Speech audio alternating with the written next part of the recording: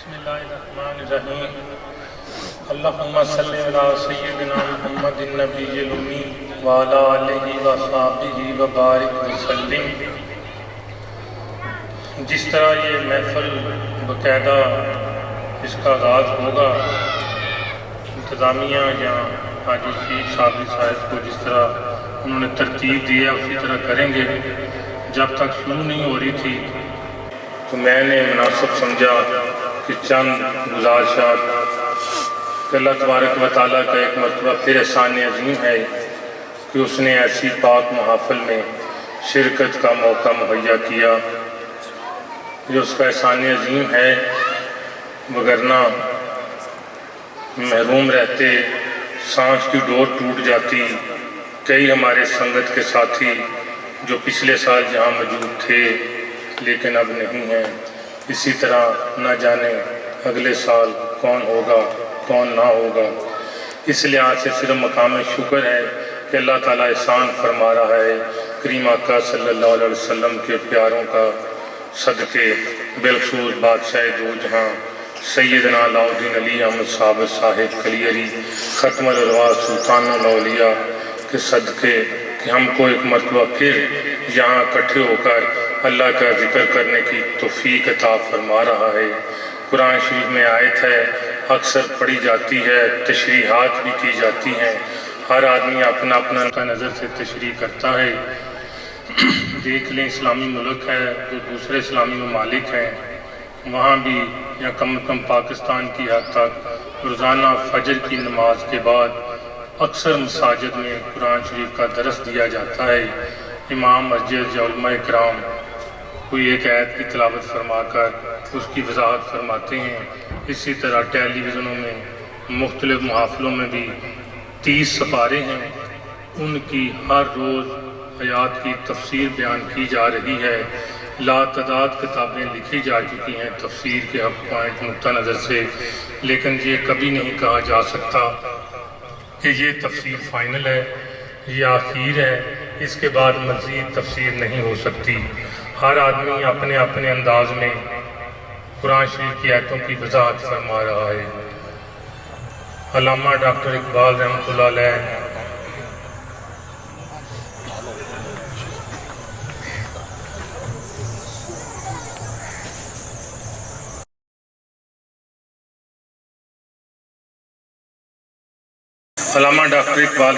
ایک جگہ لکھتے ہیں، یعنی کہ وہ اپنی اصل بات کی طرف تو آنے کی کوشش کروں گا، ضمناً کے تفسیر ہو رہی ہیں، روزانہ قرآن شریف کی آیتوں کی وضاحت ہو رہی ہے۔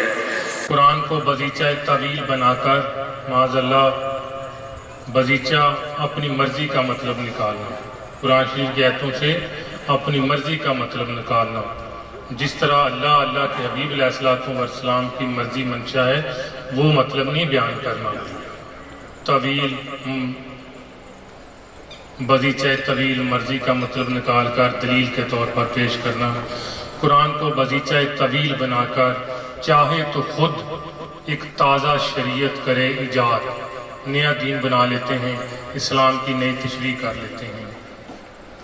وہ بات کرنا تو ذکر کی چاہتا تھا، لیکن اس حوالے سے پھر اگر اللہ نے موقع دیا صحابہ سرکار کے صدقے تو شاید پھر حاضری لگ سکے گی مجھ ناقص العقل کی ناچیز کی۔ قرآن کو بغیچہ طویل بنا کر چاہے تو خود ایک تازہ شریعت کرے ایجاد، اپنی مرضی کا مطلب نکالتے ہیں آیتوں کا، پھر اس کو انفورس یا زبردستی مسلط کرنا چاہتے ہیں سننے والوں پر اپنی مرضی کی تشریح کر کے۔ اس حوالے سے کچھ ضمناً واقعہ ذہن میں آ رہا ہے۔ حضرت امام احمد بن حنبل رحمۃ اللہ علیہ کا غوث پاک سرکار بھی اپنے آپ کو حنبلی نسبت کے حوالے سے تعارف کروایا کرتے تھے۔ امام احمد بن حنبل رحمۃ اللہ علیہ جس دور میں ہو گزرے، اس دور میں ایک حکمران تھا مسلمانوں کا موسم باللہ، بغداد شریف کے علاقے میں، عراق میں۔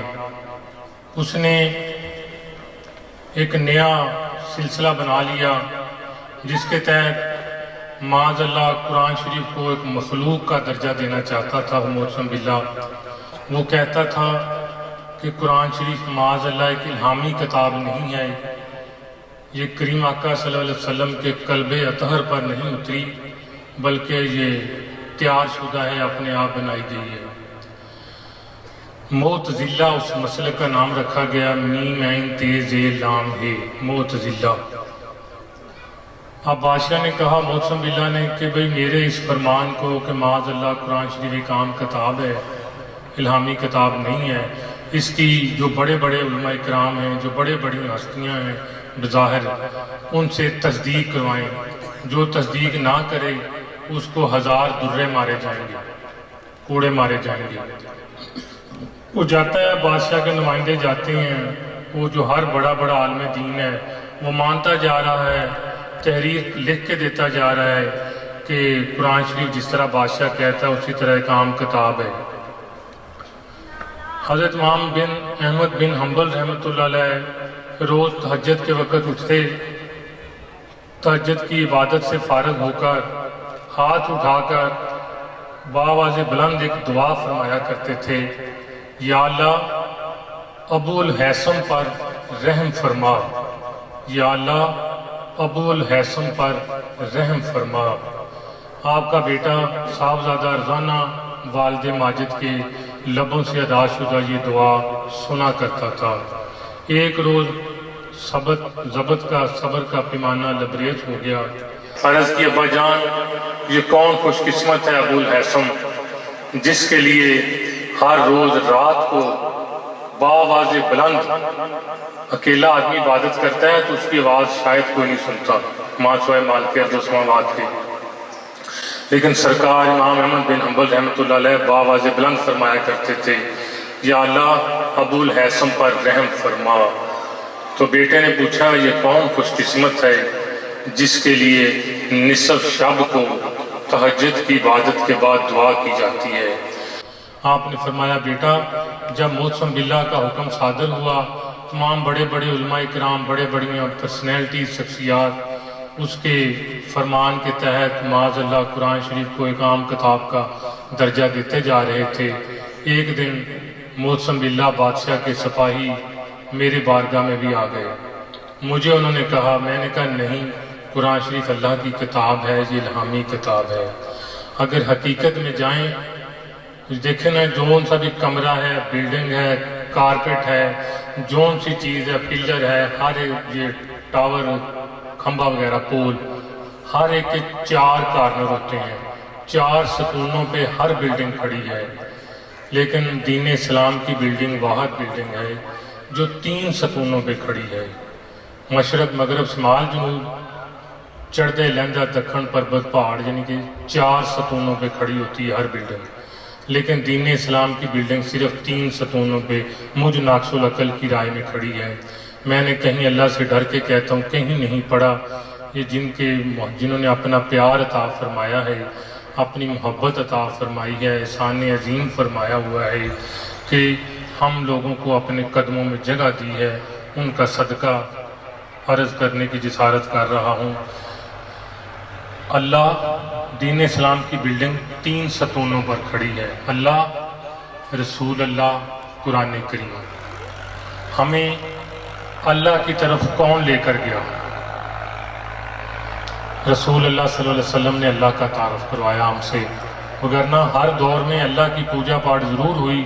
معاذ اللہ نمرود بھی کہتا میں اللہ، فرعون بھی، شداد بھی، آج بھی مندروں میں، گردواروں میں، ہر جگہ اللہ کی پوجا پاٹ کی جا رہی ہے، لیکن سمجھ نہیں ہے کہ اللہ یہ نہیں ہے، اللہ وہ ہے جس کی پہچان کریم آقا صلی اللہ علیہ وسلم نے بنائی ہے۔ اللہ کی طرف ہمیں رسول اللہ لے کر گئے، قرآن کریم ہمیں رسول اللہ صلی اللہ علیہ وسلم نے عطا فرمایا۔ اس لحاظ سے دین اسلام کی عمارت صرف اور صرف سرکار کی ذات پاک پہ کھڑی ہے، سرکار کی ذات پاک کے علاوہ دین اسلام کی بلڈنگ کہیں نہیں کھڑی ہے۔ اسی لیے شاید بابا بلے شاہ نے فرمایا، جد آہد ایک کلہ سی، نہ ظاہر کوئی تجلی سی، نہ رب رسول نہ اللہ سی، جب اللہ بھی نہیں تھا۔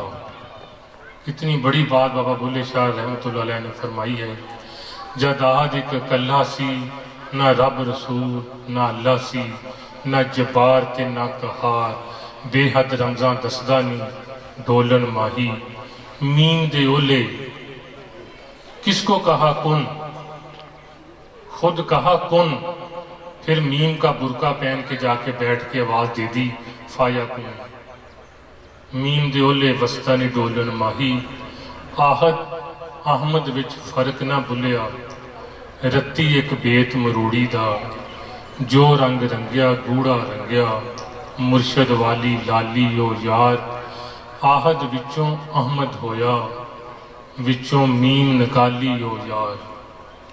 نقطہ صرف یہی ہے، صرف اور صرف دین اسلام کی بلڈنگ سرکار کی ذات پاک پہ کھڑی ہے، تو معاذ اللہ اگر سرکار کی شان میں کوئی گستاخی ہو یا کوئی غلطی ہو جائے تو وہ ناقابل معافی جرم ہے۔ تو اصل بات کی طرف آتا ہوں کہ امام احمد بن حنبل رحمۃ اللہ علیہ نے اپنے بیٹے کو فرمایا، صاحبزادے کو، میں نے انکار کر دیا موسم باللہ کا حکم ماننے سے، وہ مجھے گرفتار کر کے اس کے سپاہی لے کے جا رہے ہیں اس کے محل میں، اس کی بارگاہ میں پیش کرنے کے لیے، بادشاہ کی حضور پیش کرنے کے لیے۔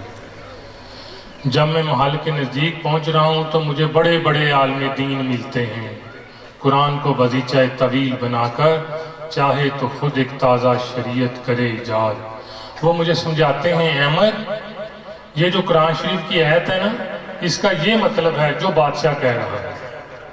پھر دوسرا عالم ملا، وہ کہتا ہے احمد یہ قرآن شریف یہ جو آیت ہے نا، اس کا یہی مطلب ہے جو بادشاہ کہہ رہا ہے۔ کوئی تیسرا ملتا ہے، احمد کون بادشاہ کے آگے ٹھہر سکا جو تو ٹھہرنے جا رہا ہے، کیوں اپنی جان پہ ظلم کر رہا ہے۔ کوئی سمجھاتا ہے، مثال کے طور پر کوئی باشی مسجد کے امام مسجد سمجھاتے ہیں کہ یہ اس آیت کا یہ مطلب ہے، کوئی اور بڑی مسجد کا امام سمجھاتا ہے یہ مطلب ہے۔ آپ فرماتے ہیں بیٹا میں ڈول گیا، اتنے بڑے بڑے عالم دین آیتوں کی تشریح کر رہے ہیں، یہ کہہ رہے ہیں کہ بادشاہ جو کہہ رہا ہے وہ ٹھیک ہے، بیٹا میں ڈول گیا۔ اتنے میں سامنے سے ابو الحیثم نکلا۔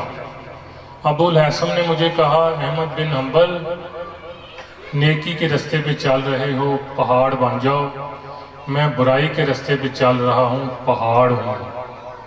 میں چوریاں کرتا تھا پکڑا گیا، بادشاہ نے مجھے سزا دی، قید خانے میں ڈال دیا، میری قید پوری ہو گئی، میں رہا ہوا، سیدھا جیل سے قید خانے سے رہا ہو کر اپنے برے رستے پہ چل پڑا، دوبارہ چوریاں کرنے لگ پڑا،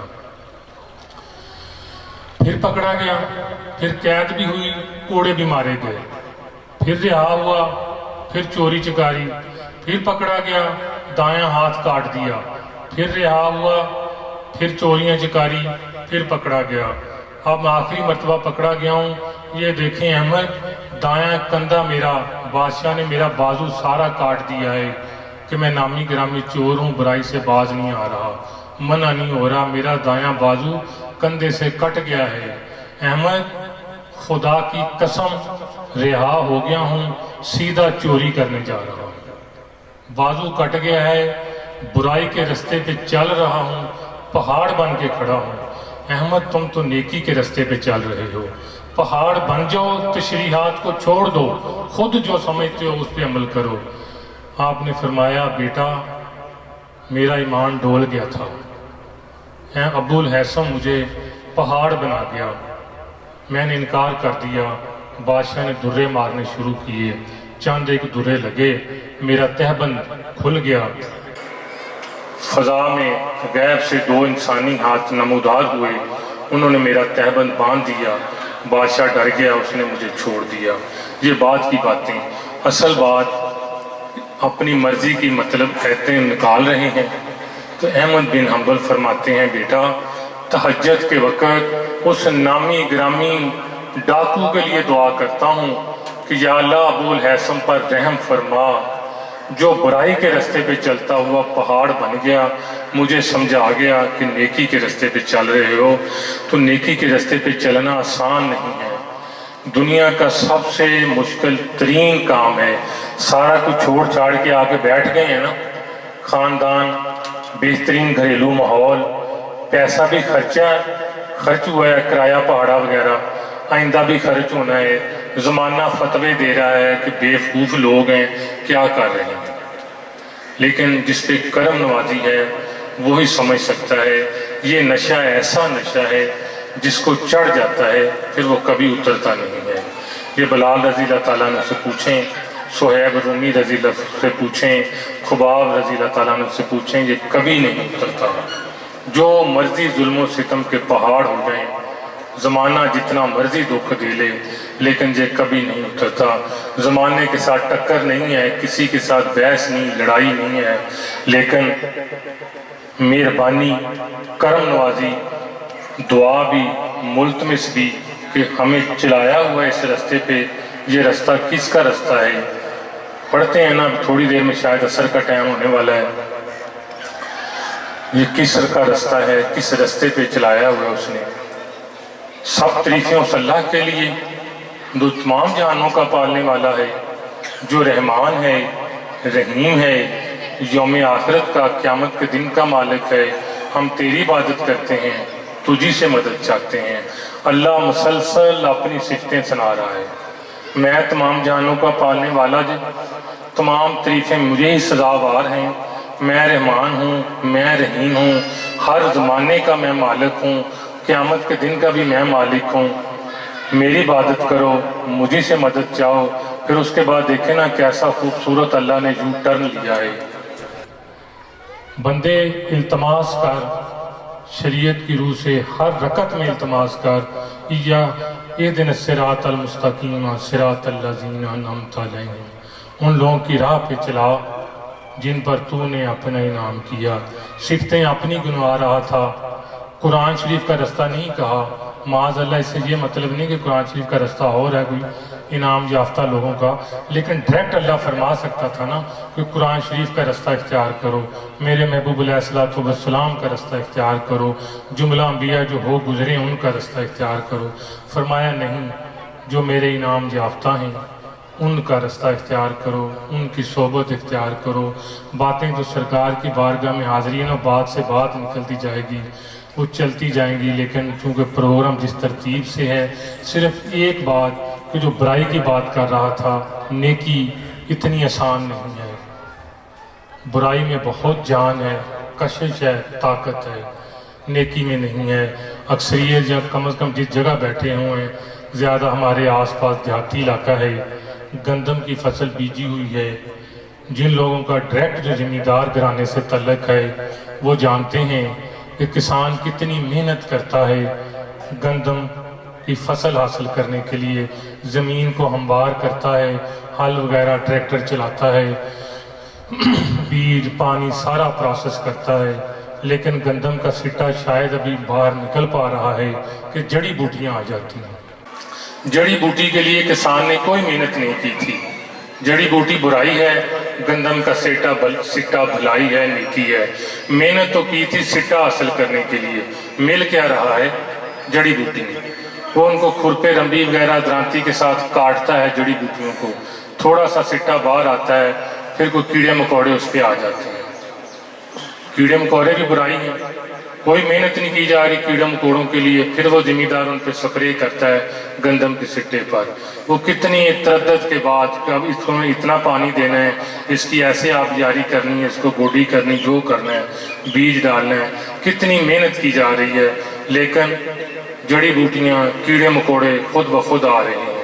थोड़ा सा ऊपर चले जाएँ, झेलम की पट्टी से ऊपर पिंडी की तरफ बैठे हुए हैं हाजी साहब के कुछ साथी वगैरह, वहाँ पर अपने आप भांग, पोस्त, अफीम, इस तरह के पौधे सड़क पर उगे हुए हैं। किसी जगह गंदम की फसल, कमाद की, कपास की अपने आप नहीं उग रही, उसके लिए मेहनत करनी पड़ रही है। लेकिन जो बुरी है, भांग, पोस्त, अफीम वगैरह, वो अपने आप उगे जा रही है। बुराई है वो धक्के के साथ बाई फोर्स मेरे गल पै रही है आगे, जिस तरह कह लें, लेकिन उससे बचना है। बचना किस तरह है?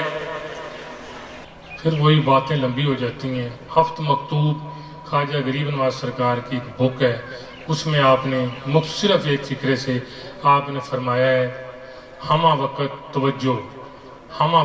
तवज्जो रखनी है, जिसके साथ निस्बत हो गई है उसकी तरफ तवज्जो रखनी है, उसका ज़ाहिरी तौर पर भी तसव्वुर रखना है, बातनी तौर पर भी हमा वक़्त پھر یہ ایمان سلامت رہے گا۔ یہ زمانہ جو مرضی سمجھاتا رہے، کیا ملتا ہے؟ دے سکتے ہیں کیا کچھ کہ وہ کچھ دے نہیں سکتے؟ یہ بحث نہ کر، ہوش میں آ اور بھی کچھ مانگ۔ میری سرکار کا در ہے، در شاہاں تو نہیں، جو مانگ لیا اور بھی کچھ مانگ۔ نظام تو اللہ تعالیٰ سب کا چلا رہا ہے نا، ہندوؤں کو بھی دے رہا ہے، سکھوں کو بھی دے رہا ہے، عیسائیوں کو بھی دے رہا ہے۔ کیا دینا پیر صاحب نے، فقیر صاحب نے؟ اس قابل ہی ہو جائیں، اس قابل ہو جاؤں کہ وہ سمجھا دیں مجھے، میں سمجھ سکوں کہ اس رستے پہ چلو، یہ صراط مستقیم رستہ ہے۔ سرکار کی بارگاہ میں مقبول ہو جاؤ گے، سرکار خوش ہو جائیں گے کہ میرے امتی اس رستے پہ چلنے کی کوشش کر رہے ہیں جو میرا پسندیدہ رستہ ہے۔ نظام اللہ تعالیٰ سب کا چلا رہا ہے، چلاتا رہے گا، ہم پر بھی مہربانی ہے، لیکن خوش قسمتی کوشش کیجئے، کوشش کثرت کے ساتھ کہ یہ جو نسبت مل گئی ہے صابری، یہ نسبت اللہ تعالیٰ آخری سانس تک قائم رکھے۔ اس کے بعد جو قیامت کی بعد والی زندگی ہے، یہ ہمارا ایک ساتھی نیک اختر اللہ درجے بلند فرمائے، وہ شاعری وغیرہ کرتا تھا، اس کا ایک شعر، پورا لفظ تو شاید مجھے نہیں آتے، کہ حشر کے دن، حشر کے بعد بھی تیری طلب و ماجدی، دوزخی دوزخوں میں چلے جائیں، جنتی جنتوں میں چلے جائیں، میں کہیں نہیں جانا، مجھے صابر حضور کی نسبت نصیب ہوئی ہے، مجھے حشر کے بعد بھی تیری طلب نسبت نصیب رہے۔ اس لحاظ سے صرف چونکہ شروع نہیں ہو پا رہی تھی محفل، میں نے موقع غنیمت جانتے ہوئے چند ایک گزارشات کی ہیں۔ اللہ تعالی ہماری سب کی اس حاضری کو اپنی بارگاہ میں شرف قبولیت عطا فرمائے، اور اس محفل کے اختتام تک اس پر روحانیت کرم نوازیاں فرمائے۔ وما علینا الا البلاغ۔